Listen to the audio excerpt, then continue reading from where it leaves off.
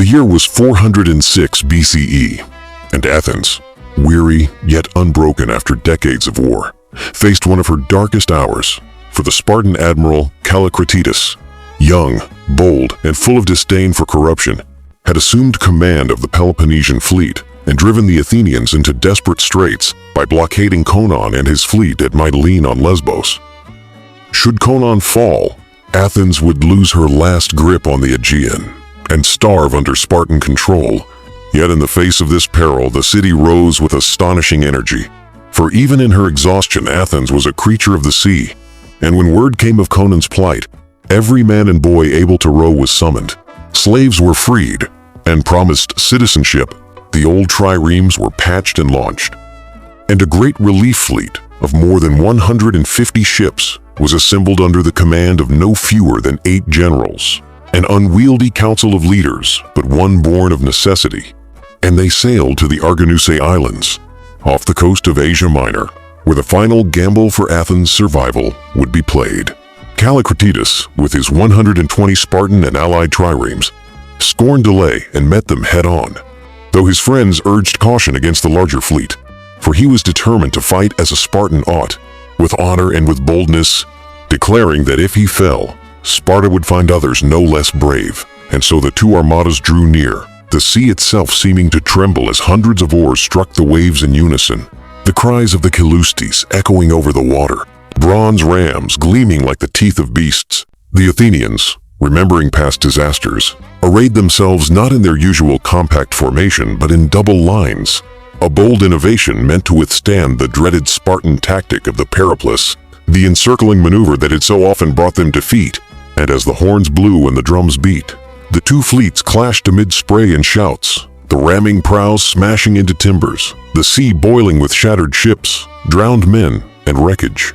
For hours, the battle raged across the blue waters, ships darting, colliding, backing water, spearmen thrusting from the decks, arrows and stones flying through the salt air, the cries of the wounded, and the crash of oars filling the chaos.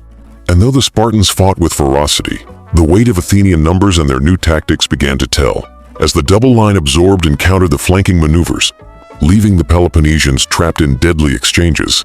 Their triremes rammed and splintered one by one. Callicratidas himself, standing tall at the prow of his flagship, urged his men to fight on. But in the thick of battle, his vessel was struck, and he was hurled into the sea, vanishing beneath the waves, his body never recovered. With his death, Spartan morale faltered, and soon the Peloponnesian fleet broke and fled, leaving nearly 70 ships destroyed or captured, while the Athenians, though battered, exulted in victory, for never before had they slain so many Spartan allies in a single battle.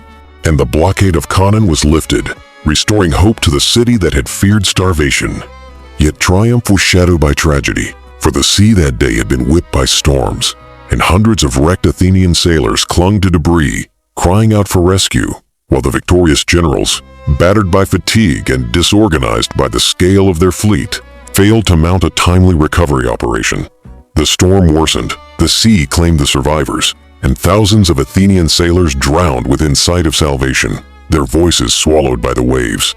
When news reached Athens, what should have been a celebration of salvation became a storm of grief and fury. For the people, inflamed by demagogues and outraged by the loss of so many citizens, blamed the generals for negligence, accusing them of abandoning their comrades to die. And in a frenzy of anger, the assembly made a decision as shocking as it was disastrous.